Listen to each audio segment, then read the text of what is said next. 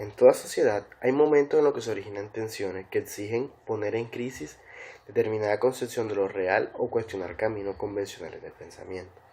Esto origina que se produzcan desacuerdos profundos en sus miembros. El desacuerdo es para la sociedad algo omnipresente y vital, especialmente en ciertos ámbitos como lo que es la religión, la filosofía, la política y la ciencia, pero también en la vida de todos los días. La actividad de discordar cumple una importante función epistémico-crítica. Por medio de ella podemos examinar si existe convicción de las personas y de las comunidades son dignas o no de ser sostenidas de manera justificada. Frente a estas situaciones o desacuerdos podemos ver la fuerza argumentativa que tiene la ficción literaria, dado que actúa como una particular forma persuasiva que permite sentar las bases para lograr la resolución de conflictos que aparecen irresolubles a través del paradigma. ¿Esto qué quiere decir? Vogelin afirma que el desacuerdo profundo es un tipo de desacuerdo en que los interlocutores no comparten creencias base. Ahora, ya dicho esto, podemos decir que es un acuerdo profundo y que presenta un problema. Desacuerdo profundo existe cuando la discusión es generada por un choque de proposiciones estructurales, es decir, proposición bisagra, formas de vida, puntos de partida, principios subyacentes o estructuras de creencia. Los problemas pueden verse de la siguiente manera, ya que persiste incluso cuando las críticas normales han sido resueltas, son inmunes a las apelaciones de los hechos y no hay procedimiento racional o argumentativo para su resolución. Bueno, mi nombre es Génesis Carrascal y continuando pues con la intervención de desacuerdos profundos con respecto a las características de dichos desacuerdos, en el texto pues nos indican según posturas filosóficas que los desacuerdos profundos se distinguen de los normales, ya que los primeros pues no pueden tener una resolución racional, ya que estos se caracterizan pues por diferencias que se adquieren en los conceptos que ponen en juego pues sus disputas. Además, el autor agrega que estos desacuerdos no se pueden resolver mediante esquemas racionales, dado que este tipo de desacuerdos, a diferencia de los normales, no están marcados por las diferencias en los juicios de opinión. Para su resolución es necesario como un tipo de interpretación que funcione como una forma retórica al servicio pues de la formación conceptual. Esto se refiere como a reformular todos estos conceptos de modo tal que quien dispute no esté inicialmente inclinado a hacerlo, para lo cual debe ver como la postura del otro con empatía, salirse de su rol y pues ver la lógica ajena para tratar de interpretarla. Los desacuerdos profundos tienen su origen pues en las diferentes formas de vida. Los protagonistas de dichos desacuerdos tienden a tener como inclinaciones lógicas pues distintas o aplican los conceptos igual de forma distinta. Como ya mencioné, pues estos desacuerdos no tienen una resolución de forma racional. La forma de resolución no tiene que ser ni racional ni no racional. Un cambio pues de punto de vista, como ya sabemos, resulta otro tipo de persuasión distinta. Entonces puede involucrar pues la formación de nuevos conceptos o un cambio en la concepción del mundo. Hola, mi nombre es María Fernanda y a mí me corresponde la explicación de por qué la literatura. En este fragmento, el autor argumenta que la comprensión de los relatos literarios de ficción combina el concepto y la experiencia, porque las narrativas ficcionales presentan casos particulares, no se basan en verdades generales como las que se enuncian a partir de un paradigma.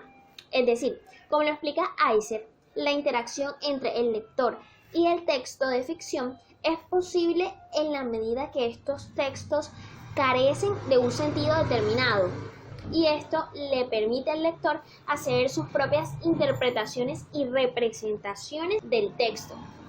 Es decir, está en una negociación constante con el texto, creando así su propio texto virtual, que se basa pues en la estructura del texto original y en sus propias representaciones proyectivas. Ahora bien, Aiser también se refiere a este proceso de comprensión de la literatura de ficción como un doblaje de los textos, es decir, un proceso de resignificación que hace el lector a partir de su propia formulación del texto y desde el lugar desde el cual él le otorga un sentido particular al texto. Por otro lado, el autor de la obra Realidad Mental y Mundos Posibles, Jerome Brunner, analiza y explica las características intrínsecas de estos textos que producen efectos en la imaginación del lector. La primera de estas características es que estos textos posibilitan lecturas alternativas y múltiples que pueden hacerse de forma simultánea. La segunda de las características es que los relatos de ficción son inherentemente indeterminados, lo que induce al texto a comunicarse constantemente con el lector, permitiendo así que se actualice todo el tiempo. Y la última de estas características parte del concepto de Goodman de los mundos posibles, o sea, se fundamenta en que la lógica modal actual carece de verdades absolutas y nosotros ya no nos preocupamos por si una proposición es verdadera o falsa, sino en qué mundo podría llegar a ser verdadera. Y bueno, estas son las tres características que identifican a los textos de ficción y que finalmente pues permiten que esa relación entre el lector y el texto se base y se fundamente en la imaginación, y por eso es que se torna tan importante esta relación al tratar de entender los desacuerdos profundos y la persuasión literaria. Buenas noches, mi nombre es Yomira Navarro y vengo a hablarles sobre los tipos de casos en la literatura. La literatura es considerada óptima para generar puntos de vista, particularmente sobre temas políticos o profundizar sobre una realidad en otros campos que en otros campos no se puede expresar generalmente. Casos que autores exponen para referenciar esta parte de la literatura es el caso de Richard Piglio, que es un destacado narrador y también crítico teórico de la literatura. Es normal que Piglio haga muestras de reflexión literaria. Uno de esos ejemplos más factibles es el cuento de la loca y el relato del crimen, en donde la loca es acusada de un crimen y la única persona que le cree a esta mujer es un periodista, el cual indaga y busca pruebas factibles de que ella no es realmente la asesina. Descubre que la asesina es una proxeneta, la cual está está a punto de retirarse. Pero a él, al comentarle eso a su jefe le dice que no tiene la libertad suficiente para expresar eso, porque el periodismo no tiene la libertad de expresión. Entonces él opta por la literatura. La literatura sí cuenta una expresión inherente. Entonces el jefe le dice que no lo haga, y esto le surge un gran dilema a él. ¿Qué es lo que quiere entender el autor con esto? Que a través de la literatura las personas se pueden expresar, mostrar las posibilidades del mundo. El otro caso es de Miguel Ángel Asturias, con el ejemplo de Hombre de Maíz, el cual es escrito en 1949 y data sobre un conflicto del cuidado y la propiedad de las tierras por personas aborígenes. Los aborígenes tratan de cuidar sus tierras para que no sean saqueadas, y entre estos surge un asesinato. Esto muestra, este escrito demuestra cómo la literatura es un medio eficaz para crear conciencia la conciencia que experimenta el otro, desde la perspectiva del otro ser. En este caso, los pueblos aborígenes frente a la usurpación del maltrato de sus tierras.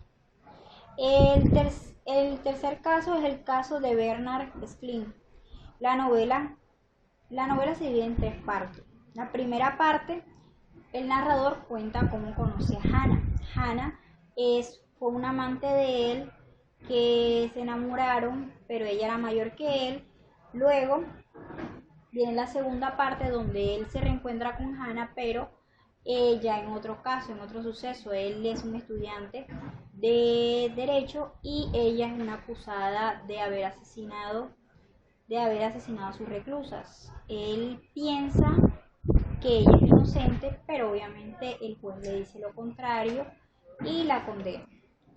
En la tercera parte, bueno, en el transcurso de la segunda, él tiene unos escritos, él se da cuenta de que ella es una persona analfabeta y le envía una serie de videos a ella a la cárcel para que ella pueda, por digamos así, aprender un poco más. Y la última parte de ese libro muestra que él hace la última voluntad que ella había dejado, que era que ayudara a una de las personas que habían sido víctimas, o sea, a una de las presas, una de las familias de las presas que habían sido víctimas, y él las ayuda. ¿Qué es lo que quiere dar a entender? ¿Qué es lo que se quiere a través de esta literatura? Se busca un juicio no tan terrible. Se puede afirmar que el narrador busca que no se le condene a la protagonista como lo hizo el juez en la corte.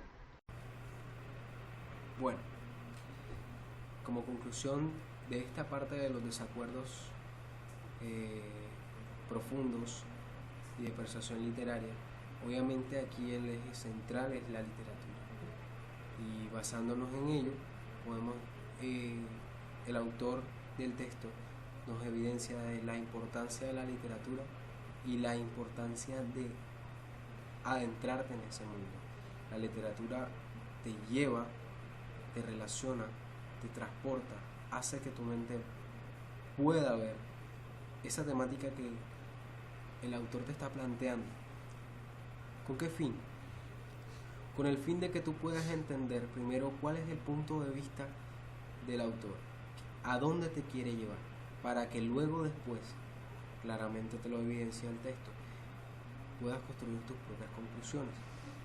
Y luego, después de argumentar sobre la lectura que has hecho,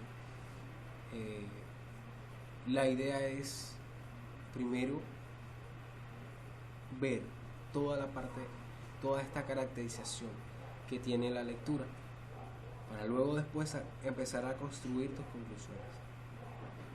En ese sentido, este capítulo se ha enmarcado en resaltar una serie de estudios de casos en los que podemos evidenciar que el tema más importante es la ficción. ¿Por qué es el tema más importante? Porque la literatura lo que busca es brindar al lector una visión particular del mundo que represente el relato, haciéndote ver ese mundo posible. Entonces te da la noción o la oportunidad de armonizar con esa visión del mundo Entonces podemos resaltar del texto que nos dice lo siguiente: este puede ser el primer paso para tratar un tema controvertido, para luego poder razonar sobre lo verdadero o lo falso de los juicios dentro de este microuniverso. ¿Qué quiere decir esto? Lo que quiere decir es que la idea es que primero nos adentremos, primero tenemos que conocer cómo se está llevando este contenido, para luego así, después de eso, poder argumentar, poder decir con palabras textuales, esto es verdadero, esto es falso, pero primero debes adentrarte en este microuniverso, en esta visión que te está mostrando. Es como antes de ponerte los lentes, una vez te colocas los lentes, tienes una visión diferente del mundo.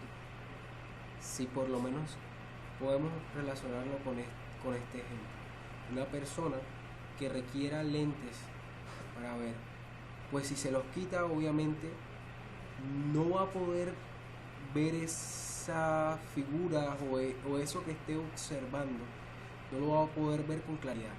Entonces, al no poder verlo con claridad, solamente si se coloca los lentes, teniendo en cuenta que tengo una dificultad, es que va a poder observar, es decir, tienes que adentrarte en este mundo para luego así poder sacar unas conclusiones, que es lo que prima en este capítulo. Una vez adentrado, dice que el lector no recibe las conclusiones resueltas, sino que debe construir el sentido a partir de su subjetividad y las proyecciones de sus representaciones que se concretan sobre la base de la estructura textual. Esto vuelve y reafirma esa parte de la que hemos estado hablando.